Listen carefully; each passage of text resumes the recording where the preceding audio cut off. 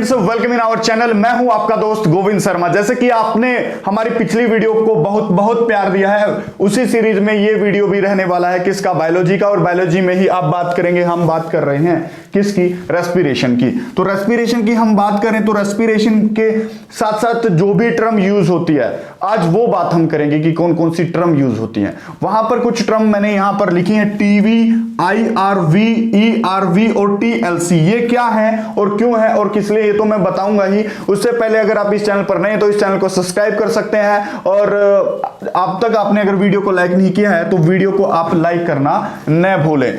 तो अगर आप बात करेंगे जो हमारा लंग्स होता है, तो उस लंग्स में हम क्या करते हैं, एयर को इनहेल करते हैं और एक्सहेल करते हैं। यानी कि एक बार तो इनहेल करते हैं, यानी कि हम सांस को उसमें भरते हैं। दूसरी बात क्या है, दूसरी बात हम उसको बाहर निकालते हैं। सांस को अंदर लेना यानी कि हवा को अंदर लेना क्या कहलाता है, इनहेल कहलाता है। और बाहर छोड़ना क्या कहलाता है, बाहर छोड़ना क्या कहलाता है, बाहर छोड़ना कहलाता है एक्सहेल।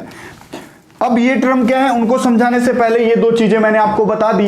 ये है क्या, सबसे पहले ये है क्या, ये क्या है बच्चों, ये होती हैं हमारे लंग्स की। जो हमारा लंग्स होता है वो कितनी वॉल्यूम ऑफ एयर को ले सकता है, यानी कि अंदर लेने वाली वॉल्यूम को कितनी हम अंदर ले सकते हैं हवा, या हवा का कितना वॉल्यूम क्रिएट होगा जब हम अंदर सांस ले रहे हैं, और कितना वॉल्यूम बाहर छोड़ने के बाद क्रिएट होता है। समझ रहे हो मैं क्या बोल रहा हूं? ठीक है कि सर हमारे लंग्स की कुछ वॉल्यूम होती हैं और उन्हीं वॉल्यूम्स को अलग अलग तरीके से समझाने की कोशिश की गई है। अलग अलग तरीके से वहां से क्वेश्चन आते हैं। देखो आएगा क्या, पहला मैंने लिखा कि टीडल वॉल्यूम या टाइडल वॉल्यूम इसको बोलें। ये क्या है कि हम नॉर्मल रूप से अब जैसे कि मैं खड़ा हूं, मैं सांस ले रहा हूं, नॉर्मल जब स्थिति में हम होते हैं, उस स्थिति में हम कितनी वॉल्यूम, यानी कि नॉर्मली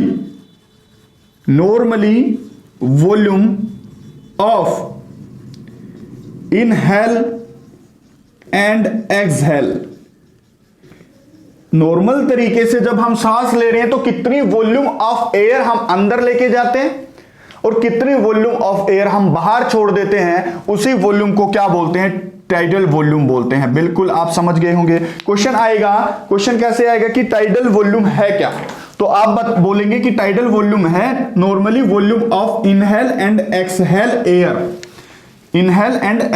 एयर, नॉर्मली तरीके से उसको बोलेंगे टाइडल वॉल्यूम। ठीक है, टीवी वाले शब्द आपका क्लियर हुआ, बिल्कुल हुआ होगा। आगे क्या है, आगे है IRV क्या है, IRV आप एक बार देखें क्या हो, अगर IRV की देखना एक बार, इंस्पिरेशन रिजर्व वॉल्यूम। यानी कि इस IRV को समझने के लिए मैं आपको एक बात बता दूं कि इसका जो फुल फॉर्म पूछी जाती है पेपर में, वो तो आपको याद ही रखनी है कि इनहेल या इंस्पिरेशन रिजर्व वॉल्यूम, यानी कि ऐसी वॉल्यूम जब, जैसे कि मैंने इन कर ली हवा, अब नॉर्मली तरीके से तो हम इनहेल कर ही रहे हैं, लेकिन अगर क्या हो कि हमें जबरदस्ती फोर्सफुली क्या करना पड़े, इनहेल करना पड़े। फॉर एग्जांपल मैं करके दिखाता हूं। अभी मैं नॉर्मल सांस ले रहा हूं, सांस को अंदर ले रहा हूं नॉर्मली तरीके से, बाहर भी छोड़ रहा हूं नॉर्मल तरीके से, लेकिन क्या हो कि मैं ज्यादा सांस ले लूं, देखिए फोर्सफुली सांस अंदर लेने की कोशिश करूं, जैसे ये होता है IRV, यानी कि फोर्सफुली, मैं क्या बोल रहा हूं, फोर्सली इनहेल कितना कर सकता है हमारा, या कितनी वॉल्यूम ऑफ एयर हम इनहेल कर सकते हैं फोर्सफुली, वो वॉल्यूम क्या कहलाता है, वो वॉल्यूम कहलाता है IRV। तो IRV भी आपको क्लियर रहा होगा कि IRV सर क्या होता है। सबसे पहले मैंने आपको बताया कि लंग्स की अलग अलग तरीके से वॉल्यूम होती है, कि कितनी वॉल्यूम ऑफ एयर हम इनहेल करते हैं, कितनी वॉल्यूम ऑफ एयर हम आउट निकालते हैं, एक्सहेल करते हैं। तो मैंने सबसे पहली कड़ी में आपको टाइडल वॉल्यूम बताया कि नॉर्मली जो इनहेल और एक्सहेल करते हैं उस वाले वॉल्यूम को हम क्या बोलते हैं, टाइडल वॉल्यूम बोलते हैं। और दूसरा मैंने क्या बताया आपको कि आईआरवी। लेकिन ये क्वेश्चन यहां से ऐसे पूछा जाता है कि कितना वॉल्यूम हम या कितनी जो वॉल्यूम है वो आईआरवी की सफिशिएंट रहती है, या कितनी वॉल्यूम हम फोर्सफुली इनहेल कर सकते हैं अपने लंग्स के अंदर। तो आईआरवी की वैल्यू लगभग होती है 3300 ml। मोस्ट इंपोर्टेंट क्वेश्चन है ये, एक तो ये कि आईआरवी होता क्या है, और दूसरा ये कि आईआरवी की वैल्यू कितनी होगी। आईआरवी की वैल्यू होती है 3300 ml।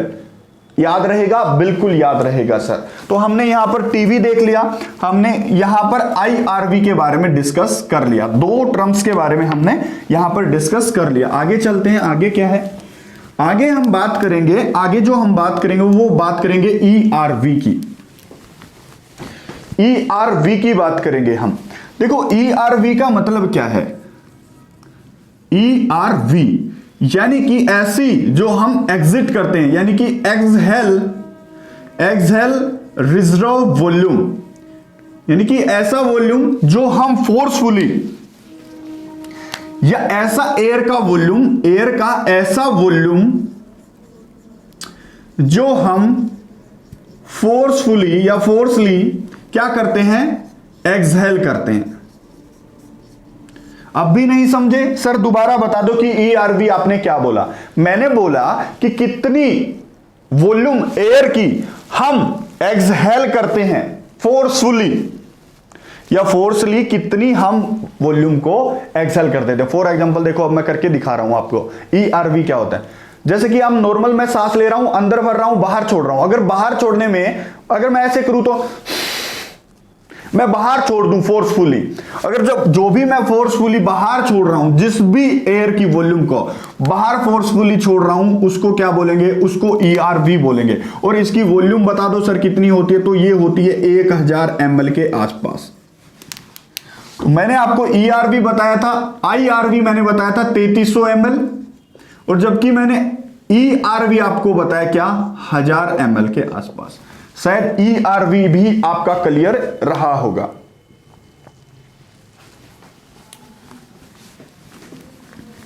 और एक होता है इसमें, इसको बताने से पहले मैं आपको एक बता देता हूं, उसका नाम होता है आरवी। आरवी का मतलब होता है reserve volume,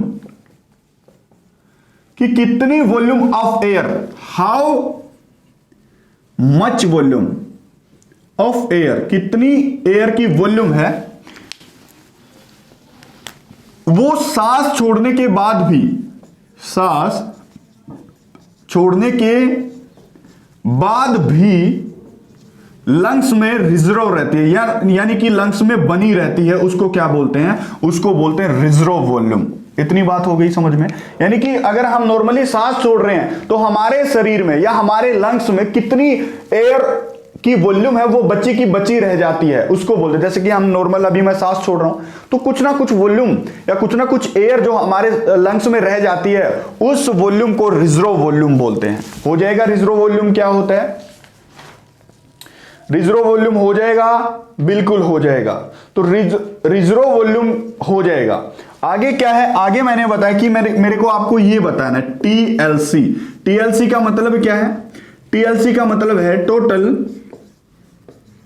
total lungs capacity, यानी कि अपनी लंग्स की कितनी टोटल कैपेसिटी है। टोटल शब्द आया है और लंग्स आया है और लंग्स के साथ आया है कैपेसिटी। तो ये कैपेसिटी जो पूछता है, ये पूछता है आपसे हमेशा कि कितना हमने लिया, कितना हमने छोड़ दिया, कितना हमने फोर्सफुली ले लिया और कितना फोर्सफुली हमने आउट कर दिया। यानी कि मैं बात करूं अगर टीएलसी की, तो टीएलसी क्या होता है, टाइडल वॉल्यूम अगर मैं प्लस कर दूं, आईआरवी अगर मैं प्लस कर दूं, ईआरवी अगर मैं प्लस कर दूं और आरवी मैं प्लस कर दूं, तो ये टोटल वॉल्यूम बनता है। मैं क्या बोल रहा हूं कि टोटल लंग्स कैपेसिटी क्या है, टोटल लंग्स कैपेसिटी क्या, कि हाउ मैनी वॉल्यूम या हाउ मच द वॉल्यूम या how many ml of total air which can used by the lungs is called total lungs capacity। For example कितनी हम forcefully सांस ले रहे हैं वो भी काउंट कर लूं, कितनी हम फोर्सफुली छोड़ रहे हैं वो भी काउंट कर लूं, कितनी अंदर रहेगी मैं वो भी काउंट कर लूं, तो बनता है अपना क्या, तो बनता है अपना टोटल लंग्स कैपेसिटी। तो टीएलसी की फुल फॉर्म आप याद रखेंगे। और यहां पर हमने क्या करने की कोशिश की, जो टीएलसी होता है वो लगभग 6600 ml होता है, 6600 ml होता है, आप याद रखेंगे। मोस्ट इंपॉर्टेंट क्वेश्चन है कि जो टीएलसी होता है, टोटल लंग्स कैपेसिटी जो होती है वो कितनी होती है, 6600 ml होती है, 6600 ml होती है। आपको याद रखना कि टीवी क्या था, टाइडल वॉल्यूम, आपको याद रखना कि आईआरवी क्या था, आपको याद रखना है ईआरवी क्या था, आपको आरवी याद रखना है, आपको टीएलसी याद रखना है। ये सभी कुछ टर्म्स थी जो मैंने आपको वॉल्यूम से रिलेटेड है। ये सारी टर्म्स किससे रिलेटेड है, लंग्स की वॉल्यूम से रिलेटेड है। आपको ये शब्द याद रखने हैं। ये वीडियो मोस्ट इंपोर्टेंट वीडियो है। अगर ये वीडियो आपको अच्छा लग रहा है तो इस वीडियो को एक बार अपने दोस्तों के साथ शेयर करना आप ना भूलें। एक बार आप स्क्रीनशॉट ले सकते हैं, ठीक है। आशा करता हूं कि आपने स्क्रीनशॉट ले लिया होगा। इसके साथ आगे हम क्या कर सकते हैं, देखो रेस्पिरेशन में आगे हम पढ़ेंगे इसी वीडियो में कि बीमारियां क्या हैं, कि कौन कौन सी बीमारी हो जाती है लंग्स से रिलेटेड, वो हम पढ़ने की कोशिश करेंगे कि कौन कौन सी बीमारी हैं जो हो जाती हैं लंग्स में। देखो लंग्स की सबसे चर्चित बीमारी क्या होती है, टीबी। टीबी टीबी टीबी आपने सुना होगा, अमिताभ की एड आती है कि डॉट्स को अपनाएं, टीबी को दूर भगाएं। बहुत सारी एड देखने को मिलती हैं और बहुत सारी एडवाइजरी जारी की जाती हैं भारत सरकार के द्वारा टीबी को लेकर। तो टीबी किससे संबंधित है, सबसे पहला क्वेश्चन तो आएगा कि इसको हिंदी में बोलते हैं क्षय रोग।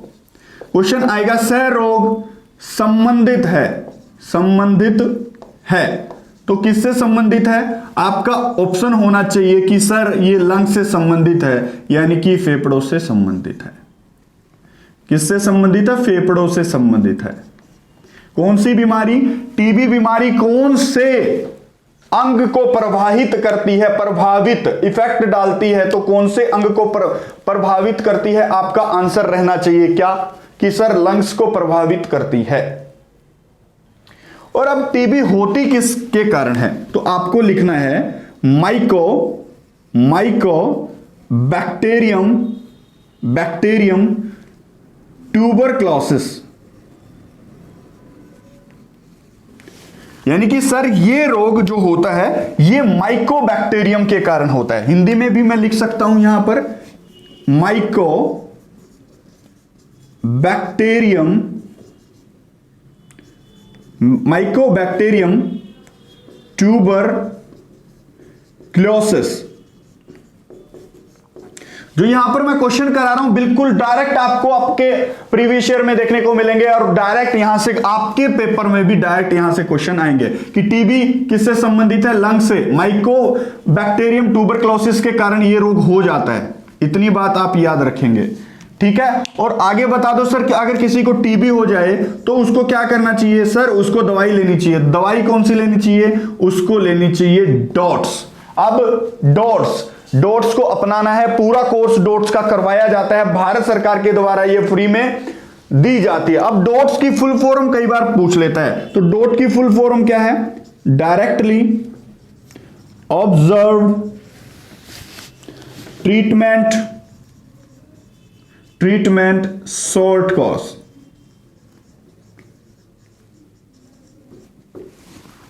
देखो क्वेश्चन आएगा कि टीबी एक बीमारी है जो कि लंग्स से संबंधित है, फेफड़ों से संबंधित है, उसके लिए कौन सी दवाई ली जाती है, तो आपका आंसर रहना चाहिए क्या, कि सर उसके लिए डॉट्स ली जाती है। अब डॉट्स की फुल फॉर्म बता दो सर कि डॉट्स से directly observed treatment short course इसकी फुल फॉर्म है। तो एक बार यहां से आप स्क्रीनशॉट ले सकते हैं। आगे कौन कौन सी बीमारी होती है बताओ। एक आपने बीमारी सुनी है, एक बार इसको मैं रफ कर लेता हूं। एक बार आपने बीमारी पढ़ी है जिसको हम निमोनिया बोलते हैं, निमोनिया, जो अक्सर बच्चों को हो जाता है जब उनको ठंड लगती है, निमोनिया उसको बोला जाता है। निमोनिया, यहां पर अगली बीमारी लिखेंगे निमोनिया रोग किसके कारण होता है? तो लंग्स को इफेक्ट करता है, लंग्स को। सबसे पहले तो आप रखेंगे लंग्स इफेक्टेड डिजीज है ये, यानी कि एक ऐसी बीमारी है जिससे लंग्स इफेक्टेड हो जाते हैं। अब इसमें होता क्या है मैं आपको बता दूं, इसमें होता क्या है मैं आपको बता दूं। ये मोस्टली बच्चों को होता है और बच्चों में होने के साथ साथ ये बड़ों को भी हो सकता है। लेकिन इसमें होता क्या है, जो हमारे लंग्स हैं, मैंने आपको बता रखा है कि लंग्स में जो अपनी एल्वियोली होती हैं, एल्वियोली में क्या भरा होता है कि सर बता दो, ब्लड भरा होता है ताकि उसको शुद्ध किया जा सके। आपने कल बताया था सर कि लंग्स होते हैं, लंग्स में एक सेल होती है या फंक्शनल यूनिट ऑफ लंग्स होती है, उसको एल्वियोली बोलते हैं, और एल्वियोली में ब्लड भरा होता है। और ये ब्लड क्या करता है, या लंग्स क्या करते हैं, इसी ब्लड में मिक्स कर देते हैं ऑक्सीजन को, इससे निकाल लेते हैं CO2 को। वो मैंने पूरा प्रोसीजर आपको कल वाली वीडियो में बता दिया है। और बट अगर क्या हो कि इन लंग्स में कोई फ्लूइड लाइक स्ट्रक्चर बन जाए, क्या बन जाए, फ्लूइड लाइक स्ट्रक्चर, और इसको आम भाषा में क्या बोल दिया जाता है कि लंग्स में आपके पानी भर जाएगा। और यही लंग्स में पानी अगर भर गया तो लंग्स अपने फंक्शंस छोड़ देंगे। क्योंकि क्यों छोड़ेंगे, क्योंकि उसको ब्लड होना चाहिए था वहां पर अब उसी वॉल्यूम को, उसी एलोवेली के वॉल्यूम को क्या ले लेते हैं, ये पानी घेर लेता है और पूरी तरह से अपना ब्लड जो है वो साफ नहीं हो पाता, उसमें शुद्ध नहीं हो पाता, उसमें ऑक्सीजन को है मिक्स नहीं हो पाती। इसी के कारण इस रोग को क्या बोल दिया जाता है, इस रोग को निमोनिया रोग यहां पर बोल दिया जाता है। तो निमोनिया रोग आपने कर लिया होगा। और निमोनिया रोग के लिए जो मैं आपको बात बता दूं, निमोनिया रोग के लिए कौन सी ड्रग्स ली जाती है, निमोनिया रोग के लिए कौन सी ड्रग्स ली जाती है, तो आप याद रखेंगे एंटीबायोटिक, एंटीबायोटिक। और एंटीबायोटिक भी कौन सी, सर लिख लो, पेनिसिलिन, पेनिसिलिन ली जाती है कौन सी बीमारी के लिए, सर आपका आंसर रहना चाहिए निमोनिया के लिए। और निमोनिया किसको इफेक्ट करता है कि सर लंग्स को इफेक्ट करता है। और क्यों सर, क्योंकि इसमें एलोवेली में या फिर लंग्स में पानी भर जाता है। और बच्चों में यहां से जब वो सांस लेते हैं, जिसको भी ये रोग होता है, और जब वो सांस लेते हैं तो सांस के साथ आवाज आती है, आवाज आती है, सांस के साथ क्या आएगी, आवाज आएगी, खर खर की आवाज उनके सांस में आती है। तो सर ये आप यहां पर एक बार स्क्रीनशॉट ले सकते हैं, स्क्रीनशॉट आप ले सकते हैं किसका, निमोनिया का, यहां से स्क्रीनशॉट ले सकते हैं। मैंने जैसा बताया वैसा ही पेपर में आपको देखने को मिलेगा। आशा करता हूं कि आपने स्क्रीनशॉट ले लिया होगा। इससे अगले वाली बीमारी क्या है, इससे अगले वाली बीमारी जो लंग्स को प्रभावित करती है वो होती है सार्स, SARS। अगले वाली बीमारी क्या है सर, SARS। ये सार्स क्वेश्चन आएगा सीधा, ऐसे भी आ सकता है कि सार्स किससे संबंधित है। आपका पहला ही क्वेश्चन होना चाहिए कि लंग्स यानी कि फेफड़ों से संबंधित है, ओके हो जाएगा। दूसरी बात क्या है कि सर इस सार्स की फुल फॉर्म बता दो, सर सार्स की फुल फॉर्म क्या होती है। तो ये सार्स की जो फुल फॉर्म होती है वो होती है सर्वर एक्यूट रेस्पिरेटरी, आर से क्या बनेगा रेस्पिरेटरी, और एस से क्या बनेगा सिंड्रोम।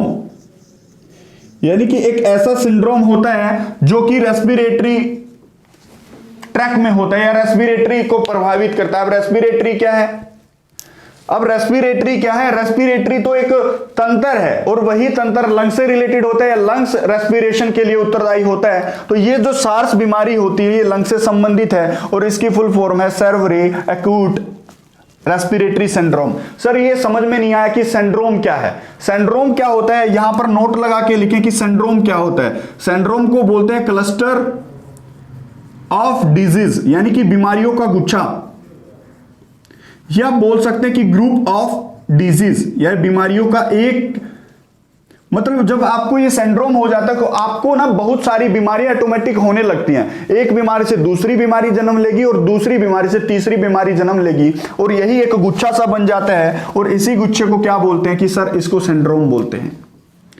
तो मैंने आपको बताया कि सार्स क्या होता है। सार्स आप देख सकते हैं लंग्स से रिलेटेड एक डिजीज है और ये जो सार्स होता है ये सार्स वायरस के द्वारा जनित एक रोग होता है, वायरस के द्वारा। और ऐसे ही वायरस अभी जो चल रहा था पिछले साल हमने पढ़ा था कोरोना वायरस, और कोरोना वायरस भी आपने सुना होगा कि इसमें सांस लेने में तकलीफ होती है, तो कोरोना वायरस भी या कोरोना कोविड-19 जो डिजीज का नाम दिया था वो डिजीज भी रेस्पिरेशन से संबंधित है, फेफड़ों से संबंधित उसको बोला जाता है। तो ये कुछ मेन सी यहां पर डिजीज थी, एक बार आप स्क्रीनशॉट यहां से ले सकते हैं। आगे चले, आगे एक डिजीज और मोस्ट इंपोर्टेंट है जिसको आप बोलते हैं कि आम भाषा में जो आपके यहां बोला जाता होगा, शायद आपने बूढ़ों में देखी होगी, उनको ना सांस चढ़ते हैं, जल्दी जल्दी उनको हांफने लगते हैं वो लोग, उनको ऐसे वो बैठे भी होंगे तो तभी भी उनको सांस चढ़ने की दिक्कत आती है। और इस रोग को क्या बोलते हैं? इस रोग को बोलते हैं अस्थमा, यानी कि आम भाषा में इसको बोल देते हैं दमा। और दमा किसको प्रभावित करता है? वही आंसर रहेगा, लंग्स को प्रभावित करता है दमा। और दमे में क्या होता है कि सर जो आदमी होता है उसको सांस लेने में तकलीफ होती, क्या सांस लेने में तकलीफ उसको हो जाती है। इतनी बात हो जाएगी कि अस्थमा किससे संबंधित है, तो आंसर लगाना लंग्स से संबंधित है। मैंने आपको कल बताया था कि जो लंग्स होता है उसमें जो विंड पाइप होती है, और विंड पाइप ही आगे जाकर उसका प्राइमरी डिवीजन होता है। और प्राइमरी डिवीजन ही क्या? प्राइमरी डिवीजन में सर आपने बताया था ब्रोंकी, और आपने एक बताया था ब्रोंकियोल्स। तो इस अस्थमा में इन दोनों के ऊपर सूजन आ जाती है। क्या आ जाती है बेटा? इन दोनों के ऊपर सूजन आ जाना किस रोग का जनक है, किस रोग का कारण बनेगा? वो बनेगा दमा का कारण बनेगा। और सर हम जब आराम भी कर रहे हैं, जब भी हमें सांस लेने में तकलीफ होगी, और इसके साथ साथ हमें फीवर हो सकता है, इसके साथ साथ हमें कफ, यानी कि हमें कफ आएगा। कफ समझ रहे हो क्या होता है? बलगम आती है। और यही रोग क्या कहलाता है? यही रोग अस्थमा रोग कहलाता है। हो जाएगा, हो जाएगा। आगे क्या हो सकता है? आगे अगर क्या हो, अगर इस रोग में कई बार लंग्स में दर्द भी होता है, और लंग्स में दर्द होने के साथ साथ पूरे लंग्स में सूजन आएगी, स्वेलिंग आएगी, और स्वेलिंग होने के साथ साथ जो फंक्शंस होंगे लंग्स के वो इंटरप्ट हो जाते हैं। और इंटरप्शन से ही हमारा जो ब्लड है कहीं ना कहीं वो इफेक्टेड होता है। और ब्लड अगर इफेक्टेड होता है तो हमारे बॉडी के हर एक फंक्शंस पर उसका इफेक्ट देखने को मिलता है, और वही क्लस्टर ऑफ डिजीज यहां पर देखने को मिलेगी। ये हमारा जो टॉपिक है, ये जो हमारा रेस्पिरेशन सिस्टम है, मेरी तरफ से आपके लिए मैंने कंप्लीट करवा दिया है। अगले वाले जो वीडियो आएंगे उसमें हम पढ़ने की कोशिश करेंगे कि ब्लड क्या होता है, ब्लड के क्या क्या कंपोनेंट्स हैं, ब्लड से कितने कितने कॉन्सेप्ट बनते हैं सर, और ब्लड में कौन कौन से क्वेश्चन आते हैं। आई होप आप इन वीडियो सीरीज को पसंद कर रहे हैं, और अगर आपने अब तक ये चैनल सब्सक्राइब नहीं किया तो प्लीज इस चैनल को सब्सक्राइब कर लें, और इस वीडियो को लाइक करें और शेयर करें। धन्यवाद।